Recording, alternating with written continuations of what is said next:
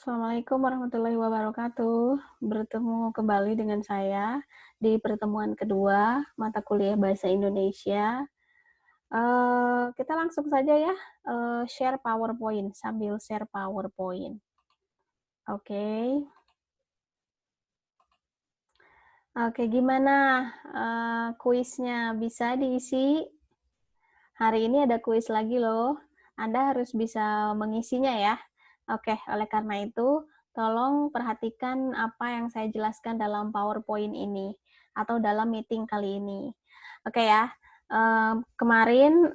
minggu kemarin pertemuan 1 dengan saya itu masih pemanasan.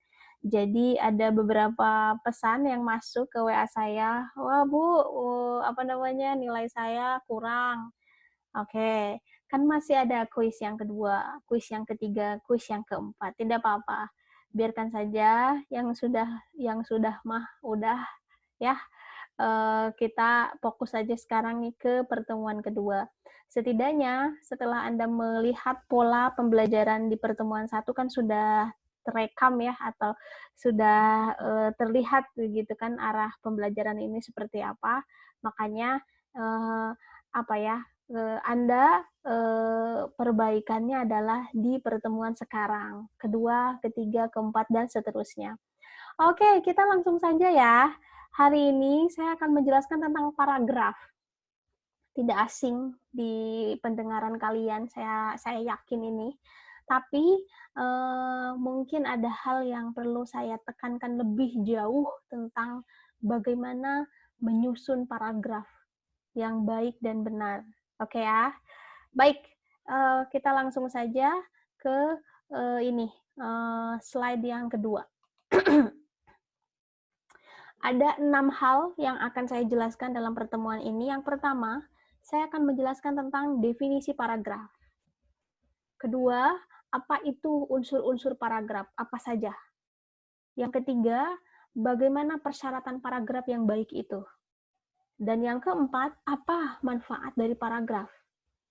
Yang kelima, jenis-jenis paragraf itu apa saja? Dan yang terakhir, bagaimana pola pengembangan paragraf? Oke ya, jadi ada 6 hal yang akan saya jelaskan ke depan. Oke, mudah-mudahan waktunya pas ya, 45 menit ya, sesuai dengan jatah dari Zoom. Oke, next ya. Kita langsung ke slide berikutnya. Oke, paragraf. Di sini ada dua pengertian yang saya ambil. Jadi saya hanya mengambil 2 pengertian saja. Tiga sih, tiga ya. Sisanya Anda baca nanti ya. Oke, sebelum ke situ saya jelasin dulu deh ya. Pertama, bahwa paragraf diartikan sebagai sekelompok kalimat yang membentuk suatu unit gagasan. Nah, maksudnya apa? Jadi, di dalam paragraf itu ada satu ide atau satu pokok ide ya di dalam paragraf itu. Kemudian yang selanjutnya terdiri dari satu kalimat topik. Oke ya. Nah, jadi tadi ide tadi direpresentasikan dalam sebuah kalimat topik. Atau kalau di dalam bahasa Inggris itu main topik, topik utama. Nah, gitu ya. Jadi di dalam paragraf itu ada topik utama ya. Topik utama ini isinya adalah ya tadi ide atau gagasan utama si penulis. Nah, atau beberapa kalimat penjelas. Oke ya. Jadi setelah ide utama ada kalimat penjelas. Kalimat penjelas ini apa maksudnya? Kalimat penjelas dari si ide tadi, si ide utama. Oke, jadi paragraf itu sekelompok kalimat yang membentuk satu unit gagasan terdiri dari satu kalimat topik dan atau beberapa kalimat penjelas. Oke ya, itu paragraf. Saya rasa dari pengertian itu mungkin Anda sudah bisa membayangkan ya, oh jadi dalam satu paragraf itu ada main topik atau topik utama, kemudian ada penjelasan tentang topik utama tersebut. Oke ya, nanti kita akan lihat contohnya langsung ya dari tulisan saya. Next ya. Tapi ada juga yang mengatakan bahwa paragraf itu gitu ya, atau kita sering menjumpai gitu ya di dalam berbagai teks bacaan bahwa dalam satu paragraf itu hanya terdiri dari satu kalimat. Nah, jadi kalau tadi ya pengertian yang pertama itu lebih mengarah pada satu paragraf itu kan otomatis akan ada beberapa kalimat. Tetapi ada juga yang mengatakan yang terpenting adalah kohesi dan koherensi. Oke ya, kohesi dan koherensi. Jadi kohesi ini apa ya? Runutnya logika si penulis yang dituangkan dalam sebuah kalimat, dan kohesi itu adalah adanya kata penghubung yang menghubungkan kalimat kalimat yang dibangun oleh si penulis. Nah, jadi pendapat yang kedua ini lebih mengarah pada tidak apa-apa satu paragraf itu isinya satu kalimat. Yang terpenting adalah adanya kohesi dan koherensi. Begitu. Oke ya. Dan saya sering melihat paragraf semacam ini di skripsi.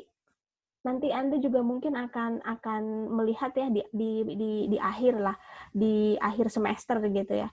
Ada mahasiswa yang menjelaskan satu paragraf itu ya satu kalimat begitu. Nah, tetapi ada juga yang mengatakan yang tadi, satu paragraf itu ada beberapa kalimat. Oke ya. Jadi ini adalah dua pendapat yang berbeda. Oke, kalau disebut boleh tidak?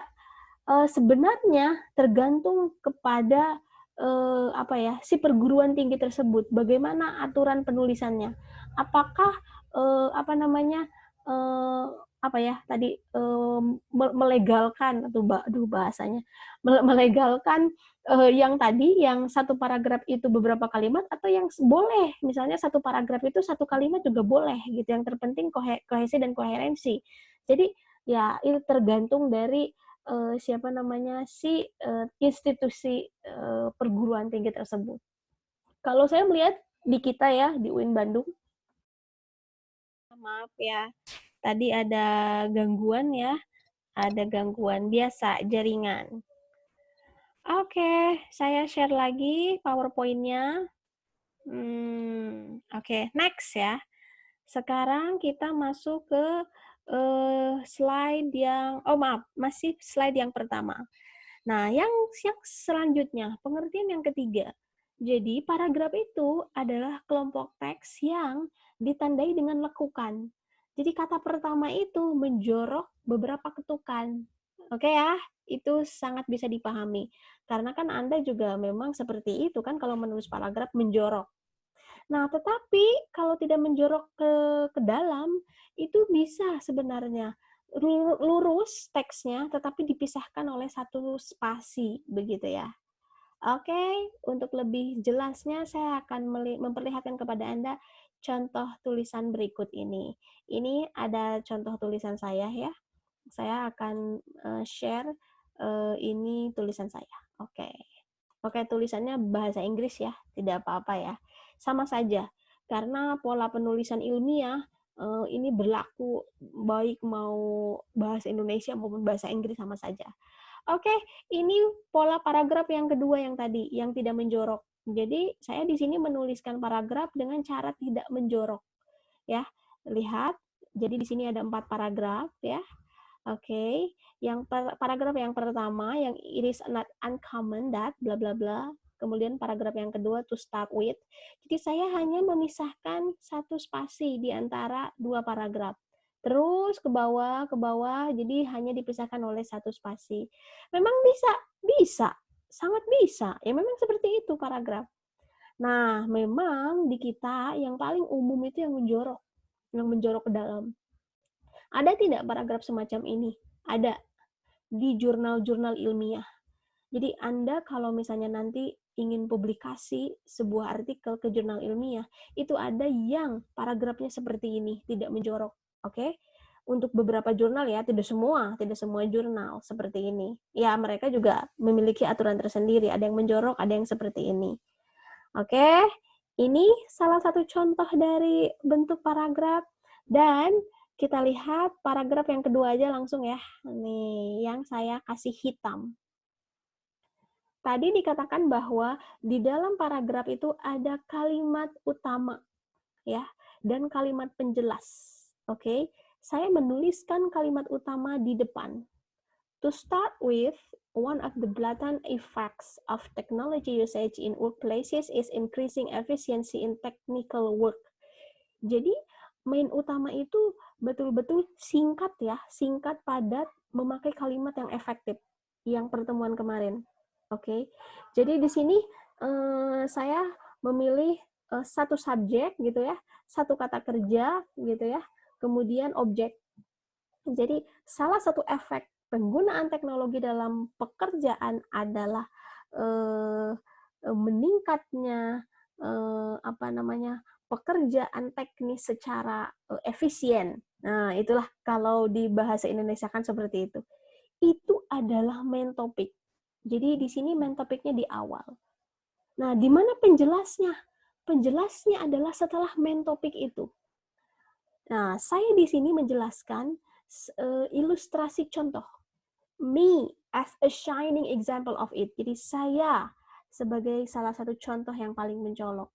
Saya menggunakan teknologi internet untuk melakukan penelitian, seperti menggunakan Google Form yang disebarkan ke berbagai responden. Nah, itu adalah kalimat penjelas ya. Jadi kalimat yang kedua ini menjelaskan tadi si main topik ya. Jadi tidak kemana-mana ya arah dari tulisan ini gitu. Terus fokus pada main topik, topik utama. Tadi topik utamanya adalah penggunaan teknologi di tempat kerja, meningkatkan efisiensi dalam pekerjaan secara teknis, dan saya menjelaskan seperti apa memangnya. Oh, saya menyebarkan Google Form gitu kan,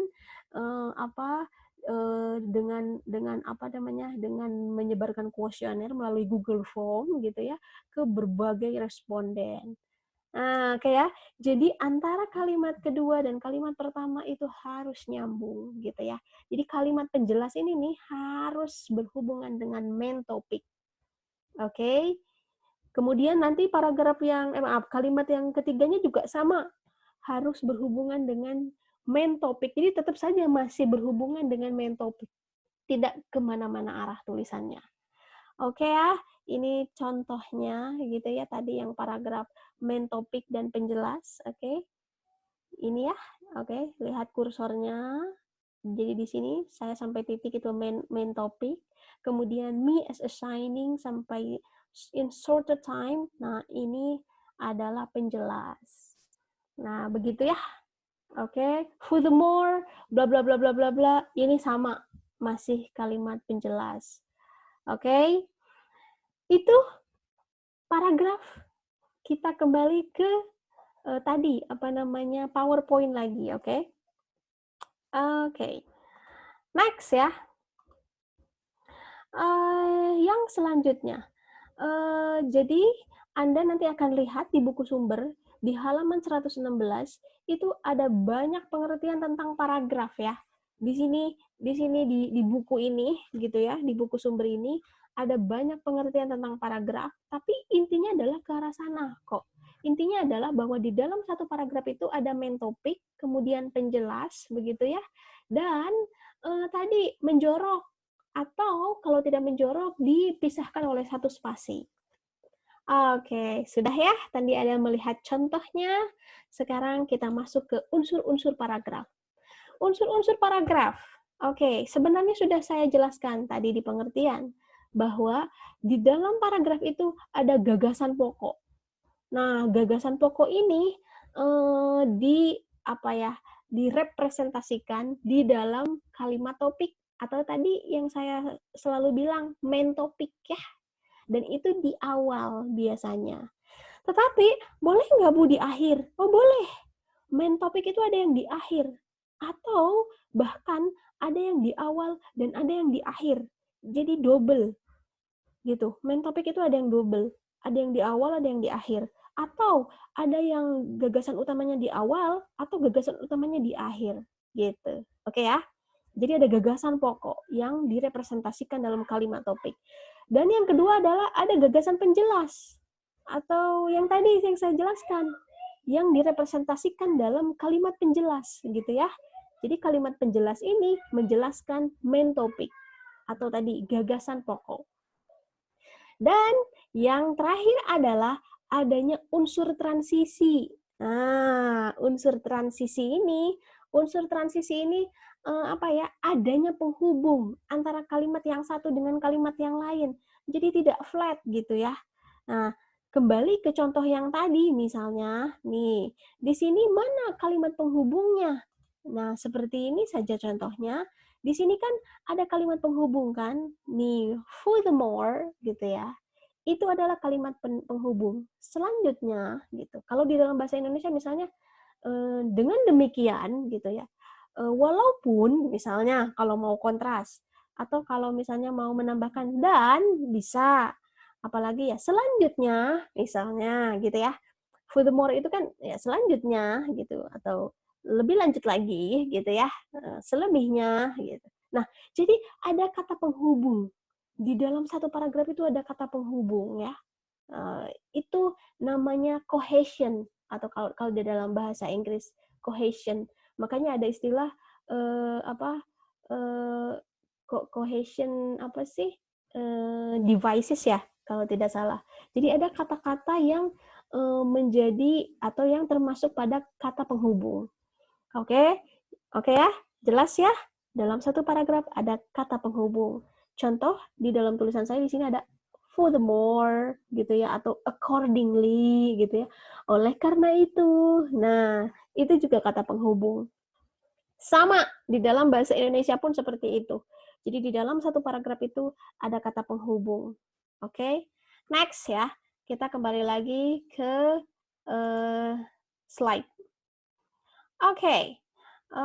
Selanjutnya adalah tentang apa ya? Persyaratan paragraf. Oke. Persyaratan paragraf ini yang pertama harus cohesion atau kohesi di dalam bahasa Indonesia. Jadi kesatuan paragraf. Oke lah ya. Begini, singkatnya adalah cohesion itu jadi apa namanya? Ide berpikirnya penulis itu harus logis dan terorganisasi dengan baik kalimatnya. Itu cohesion, ke arah situ intinya. Jadi, apa tadi? Ide atau gagasan pokok penulis ini harus logis dan tersusun dengan baik gitu ya di dalam sebuah kalimat. Itu cohesion.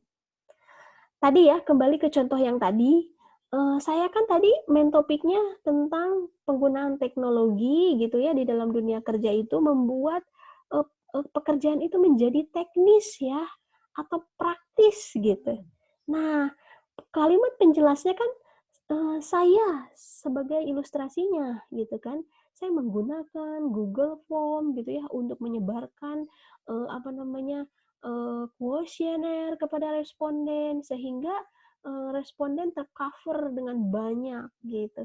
Nah, itu logika itu dibangun harus dengan cara menuliskan kalimatnya juga dengan berurutan.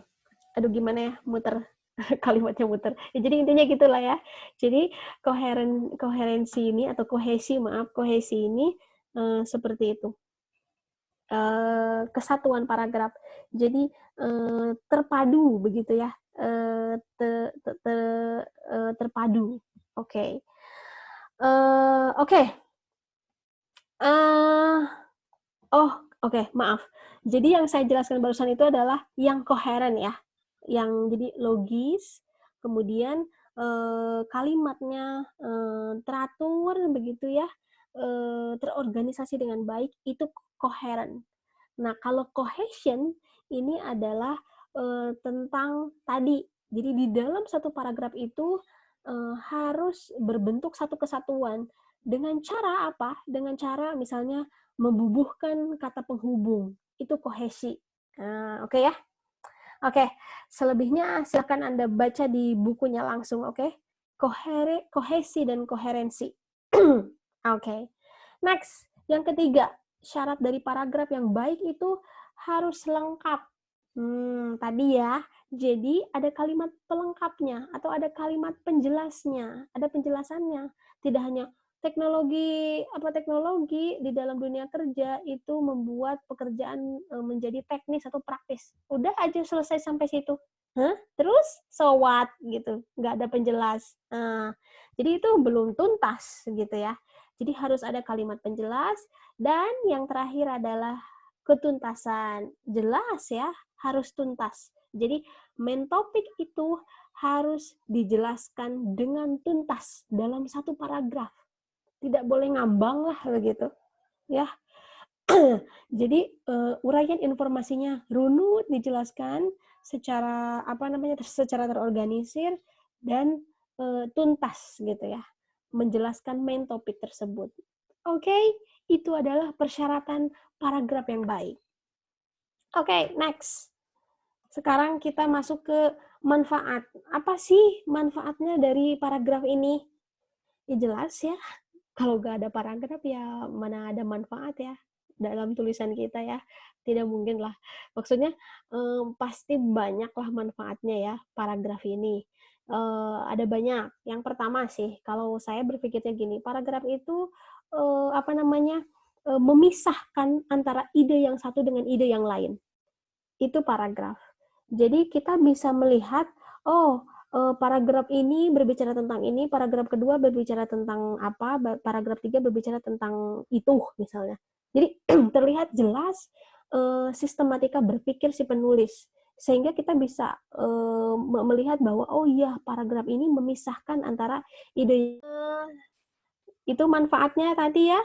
Jadi memisahkan antara ide yang satu dengan ide yang lainnya, dan yang selanjutnya adalah memudahkan mengekspresikan ide. Ya, itu jelas ya, gitu. Karena tadi, jadi sekarang kita sudah tahu ya bahwa dalam satu paragraf itu harus ada main idea. Jadi nanti kalau kita menulis itu jangan kemana-mana gitu ya. Misalnya seperti buku harian gitu, tidak. Kalau di dalam tulisan ilmiah itu harus jelas gitu ya. Setiap paragraf itu harus jelas mau bicara apa gitu. Oke, yang selanjutnya, manfaat yang selanjutnya adalah memudahkan penataan topik. Nah, itu tadi ya yang saya bilang. Jadi memisahkan antara ide yang satu dengan ide yang lain. Jadi kan terlihat penataannya. Oke, dan yang selanjutnya adalah memudahkan pengembangan topik. Oke ya, jadi lebih mudah dengan paragraf itu. Karena tadi jelas misalnya, saya mau menyimpan main topiknya di awal, atau mau di akhir, atau mau di awal dan di akhir. Sehingga kita itu gampang begitu cara menuliskannya. Oke ya, ini kalau Anda sudah tahu aturan menulis paragraf seperti ini, itu akan dengan mudah loh logika kita itu menulis tuh akan lebih mudah, terutama di dalam tulisan ilmiah. Karena memang tulisan ilmiah itu ya ini tata caranya memang seperti ini gitu. Paragraf, kalimat efektif, memang seperti ini gitu. Bahkan nanti kalau Anda mengirimkan satu jurnal gitu ya ke jurnal internasional misalnya, kalau tidak memakai aturan baku yang seperti ini, itu sudah pasti Anda di-reject itunya ya, artikelnya sudah di-reject. Misalnya antara paragraf yang satu nggak nyambung tulisannya, ini maksudnya apa, main topiknya mana, penjelasnya mana, itu bisa jadi Anda di-reject ya tulisannya. Karena ini tidak memakai aturan baku yang ini. Oke? Jadi ini betul-betul sangat bermanfaat juga nanti untuk Anda di semester akhir penulisan skripsi, publikasi jurnal, bahkan sekarang gitu ya kegunaannya adalah dalam menyusun makalah. Ya, gitu. Kalau Anda sudah tahu seperti ini, praktekkanlah di dalam penyusunan makalah. Oke, itu tentang manfaat paragraf. Next ya, masih banyak. Oke, kita langsung ke jenis-jenis paragraf ya. Di sini jenis-jenis paragraf Anda bisa baca juga di dalam buku ini, tapi saya akan menjelaskan secara singkat ya tentang jenis-jenis paragraf. Ini sebenarnya seperti jenis-jenis karangan ya. Ya karena karangan juga kan di dalamnya ada paragraf ya gitu. Jadi jenis-jenis paragraf ini ada yang berupa deskripsi, ada yang berupa narasi, ada yang berupa argumentasi, eksposisi, persuasi. Apa sih paragraf yang berupa deskripsi? Oke, paragraf yang berupa deskripsi ini adalah paragraf yang menggambarkan suatu objek, begitu ya. Menggambarkan suatu objek, kemudian menggambarkan sebuah peristiwa, keadaan, situasi. Nah, itu masuk ke paragraf deskripsi. Nah, di sini sebenarnya ada contohnya ya, gitu. Jadi di buku ini ada contohnya seperti apa mendeskripsikan sesuatu itu, gitu kan. Seperti misalnya Anda mau mendeskripsikan Gunung Manglayang. Gunung Manglayang terletak di bla bla bla bla bla bla. Nah, wah, terus digambarkan secara gamblang gitu ya, seperti apa Gunung Manglayang. Itu tulisan termasuk deskripsi karena apa ya, menggambarkan sebuah objek, situasi atau kejadian gitu ya, dan sebagainya. Oke, next. Paragraf yang berupa narasi. Nah, apa bedanya gitu? Nah, ini harus ada perbedaan ya gitu.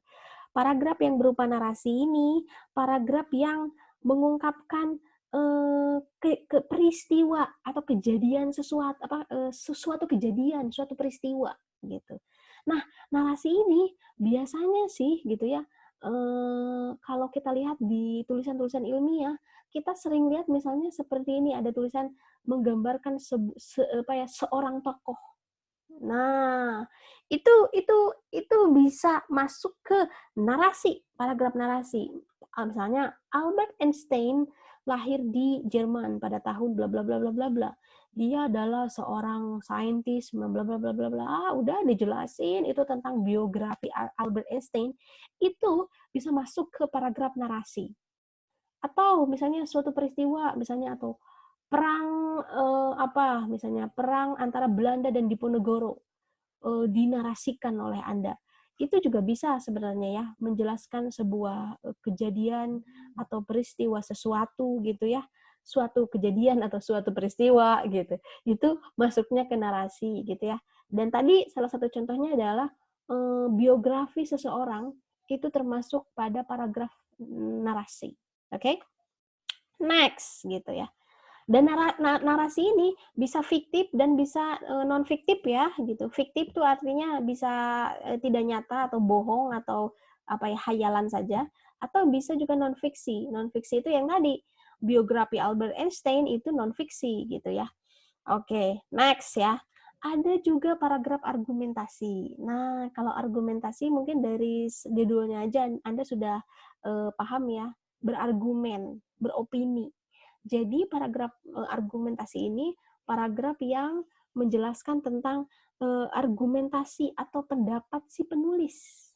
Nah, sering ya Anda mungkin melihat di koran-koran, esai-esai di koran-koran, itu opini-opini, misalnya opini ekonom, opini politisi gitu ya, opini budayawan, misalnya tentang COVID-19, opini dunia kesehatan, atau misalnya opini dokter, tulisan dokter gitu ya tentang COVID-19 gitu ya.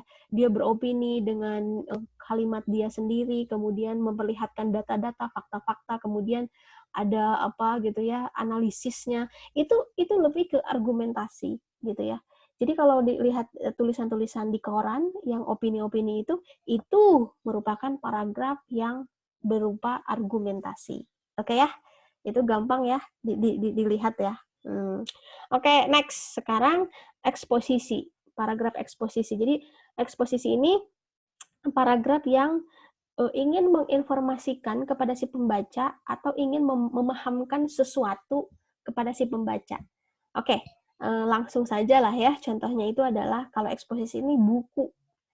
Buku ini kan intinya adalah memahamkan kepada pembaca bagaimana si objek tersebut gitu ya, bagaimana kajian ini gitu. Makanya kata demi katanya itu ya dibangun agar si pembaca ini paham tentang satu konsep atau satu teori. Dan itu biasanya ya buku gitu. Buku itu masuknya ke paragraf eksposisi gitu.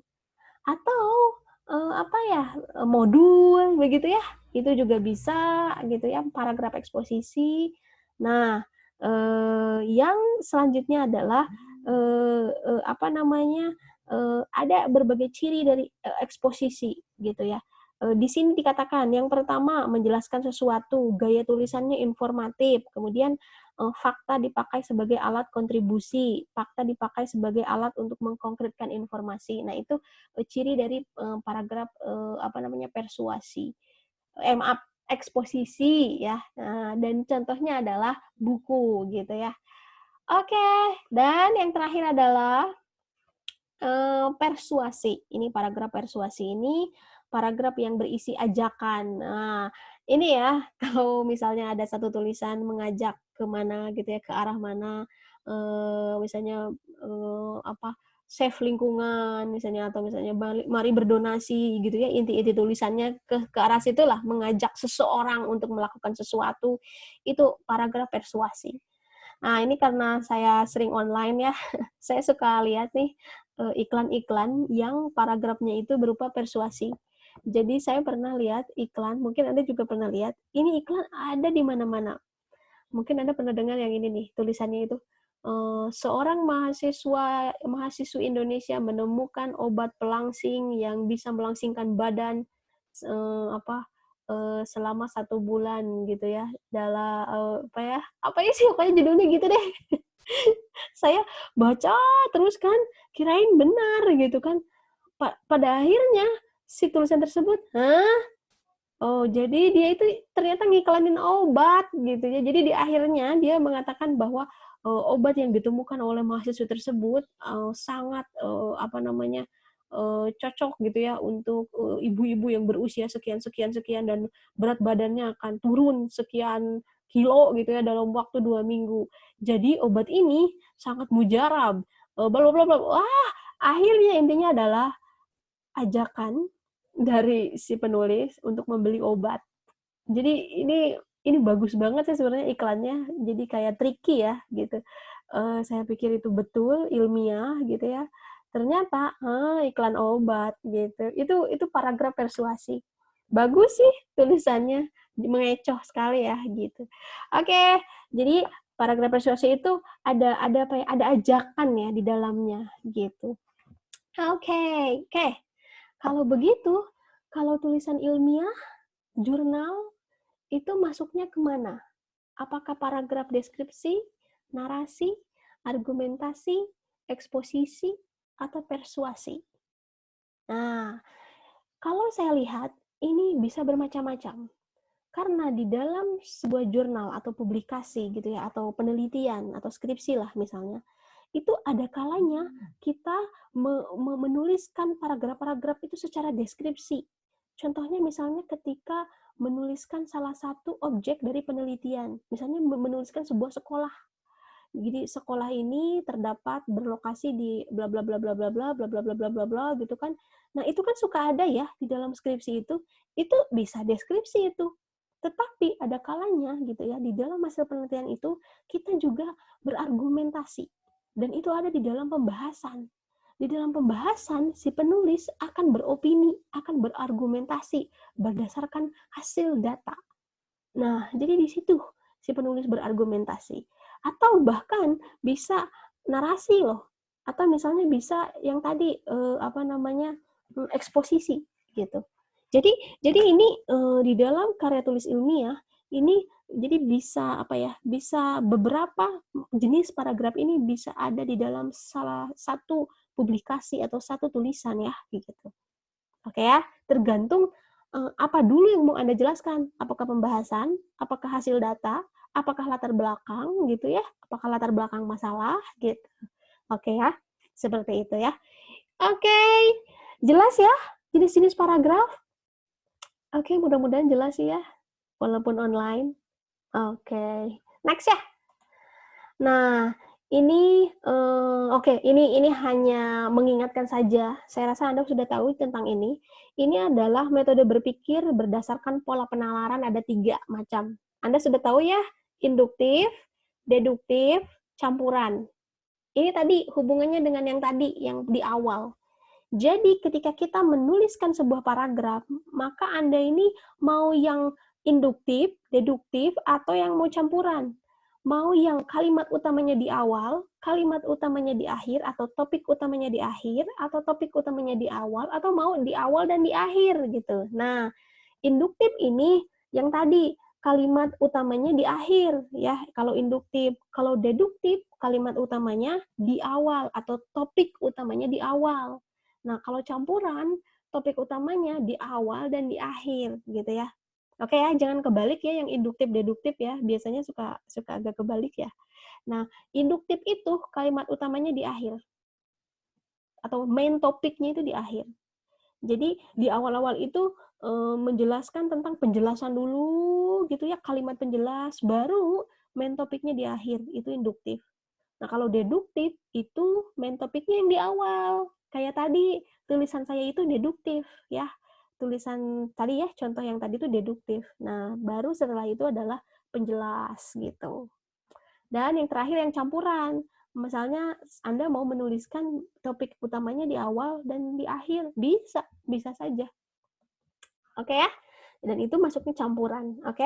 Itu saja sih metode berpikir dengan pola penalaran. Induktif, deduktif, campuran. Deduktif atau induktif. Deduktif dan induktif. Oke, next. Wah, ini terakhir ya. Oke, ini adalah pola pengembangan paragraf. Jadi di sini ada polanya atau pola itu apa ya? Bentuknya ya, ada bentuk-bentuk pengembangan paragraf.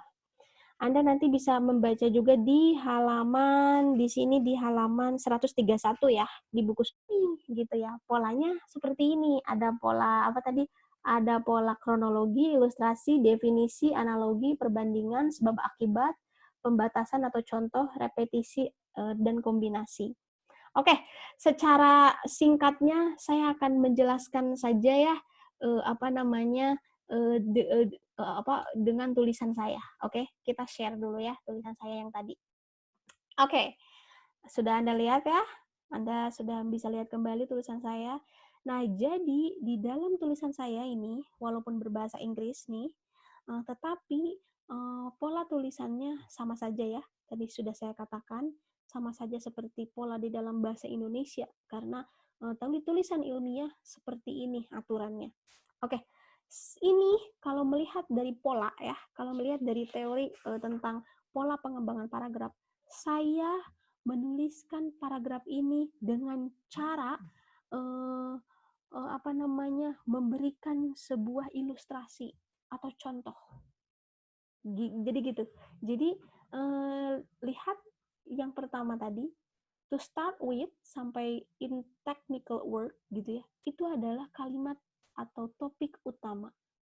Nah, selanjutnya saya menjelaskan kalimat utama ini dengan salah satu ilustrasi contoh. Nah, pola semacam ini, paragraf semacam ini merupakan pola pengembangan yang poin G kalau Anda lihat di buku. Jadi saya memperlihatkan sebuah contoh gitu ya. Pengembangan paragraf dengan metode ini merupakan pengembangan yang memberikan contoh-contoh konkret. Nah, ini pola tulisan saya nih, memberikan contoh konkret ya.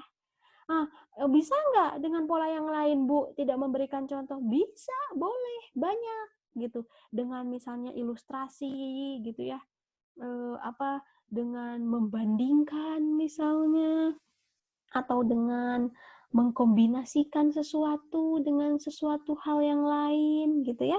Nah, kemudian dengan analogi, misalnya dianalogikan begitu. Sebenarnya gimana sih main topiknya sih gitu.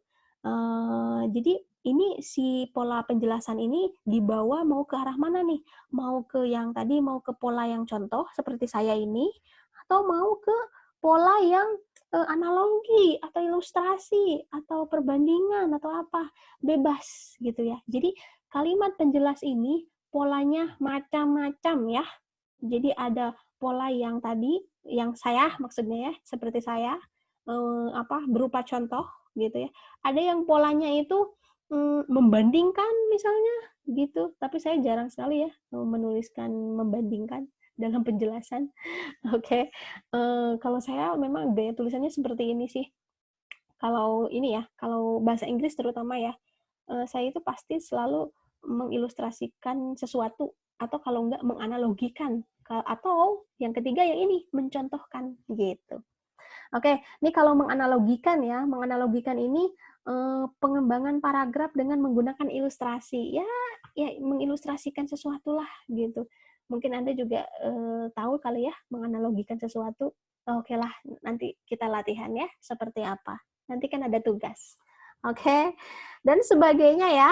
Jadi itu ya, pola pengembangan paragraf ini bisa dilakukan dengan berbagai cara, oke?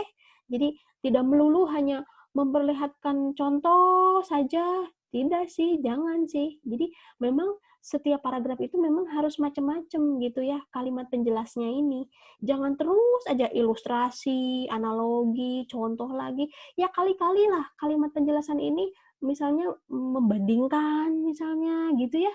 Atau tadi misalnya ada mengkombinasikan sesuatu dengan sesuatu gitu ya, menghubungkan sesuatu dengan sesuatu, atau ada kronologis misalnya, di sini ada kronologi, mengkronologikan sesuatu. Nah, jadi macam-macam pola pengembangan kalimat penjelas ini. Oke? Oke, itu saja tentang paragraf. Oke, bagaimana? Jelas tidak ya? Aduh, mudah-mudahan jelas ya. Oke, mudah-mudahan jelas. Dan saya ingin setelah Anda mendengarkan penjelasan dari saya, Anda langsung membaca bukunya. Oke? Oke ya? Yang paragraf, bab paragraf. Oke, harus nih, harus membaca. Karena saya di sini hanya memperlihatkan contoh berbahasa Inggris. Tetapi berbahasa Indonesianya kan belum. Saya belum memperlihatkan. Dan contoh-contoh berbahasa Indonesianya itu ada di buku ini. Oke, itu polanya sama, tidak jauh berbeda dengan saya, ya. Jadi tulisan saya dengan tulisan yang ada di contoh-contoh buku ini juga tidak jauh berbeda kok, seperti itu. Oke, ini adalah penjelasan saya tentang paragraf yang bisa saya sampaikan hari ini. Kekurangannya saya mohon maaf. Selanjutnya Anda silakan baca buku langsung tentang paragraf. Dan satu lagi, ada tugas yang harus Anda lakukan di pertemuan ini. Oke ya? Anda kan sudah mempelajari tentang kalimat efektif dan paragraf, maka saya akan memerintahkan Anda untuk menuliskan suatu paragraf. Oke? Nanti pertanyaannya akan saya simpan di Google Form dan Anda tinggal mengisinya langsung. Oke? Itu saja yang bisa saya sampaikan. Kalau ada pertanyaan, Anda silakan aja tulis di Google Classroom aja ya. Tulis saja di apa namanya di kolom komen kalau ada hal yang belum jelas. Assalamualaikum warahmatullahi wabarakatuh.